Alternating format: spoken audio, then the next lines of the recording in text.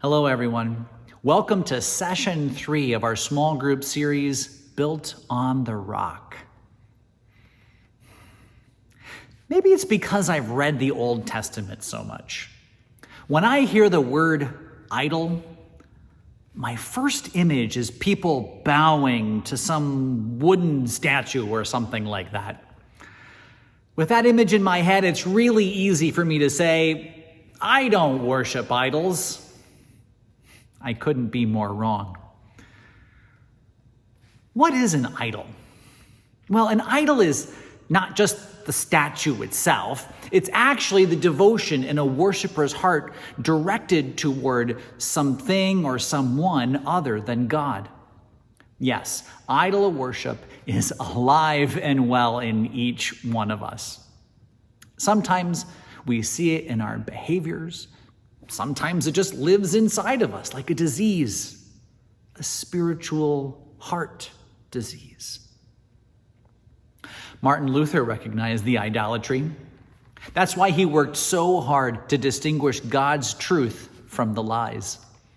One of his great successes in doing so is found in his small catechism.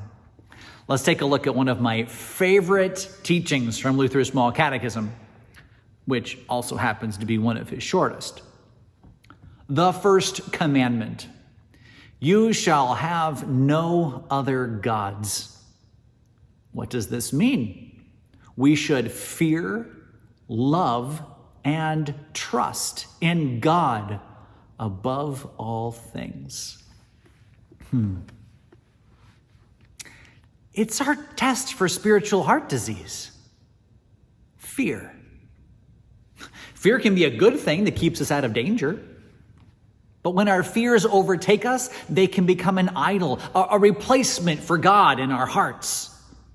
It's amazing what we will sacrifice to appease the God of fear in our hearts. Love. Love is a beautiful thing. God is love.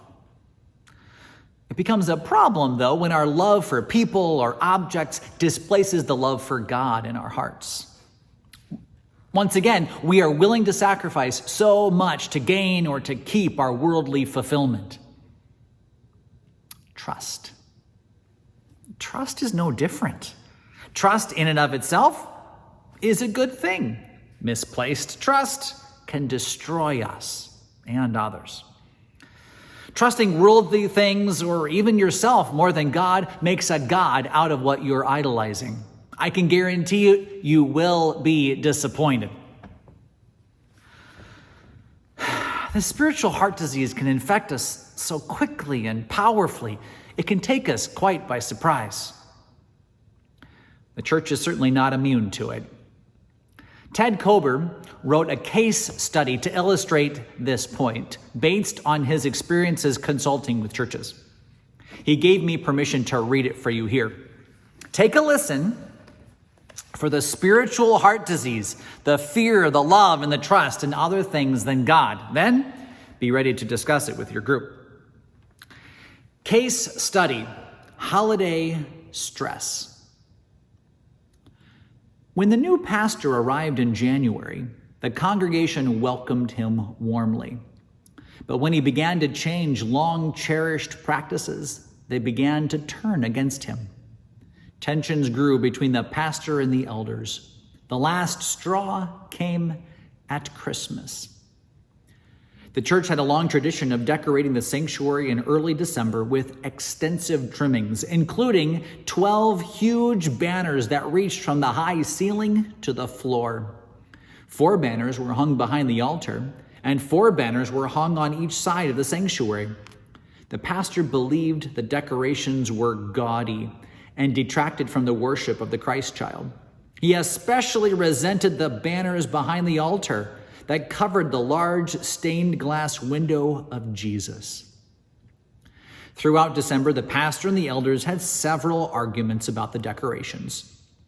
The Saturday night before Christmas, the pastor and a couple of his friends removed all the banners, placing them around the fellowship hall. Too long for the walls, the lower third of the banners lay on the floor. When people came for worship on Sunday morning, they were shocked. The elders were outraged. That afternoon, the elders rehung the banners in the sanctuary. They changed the locks on the church to keep the pastor out. A note addressed to the pastor, taped to the front door, warned him not to interfere again. On Monday morning, the pastor found their note when his key wouldn't work. He peered through the side windows and realized what had been done. He called anyone he thought would support him, reporting what those evil elders had done. Meanwhile, the elders were contacting the old guard to rally the forces. Christmas Eve service began at 7 o'clock Wednesday evening. The church was packed.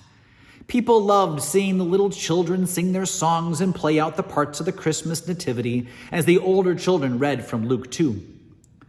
The pastor entered the pulpit for his sermon, stood quiet for a moment, and then said,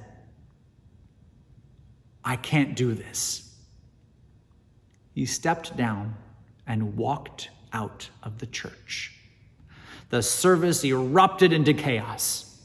People left in tears.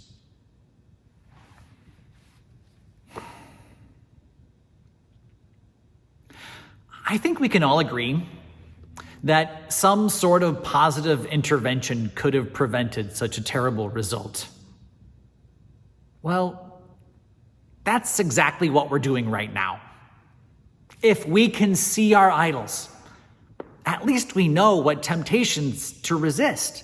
If we don't see our idols, they run rampant.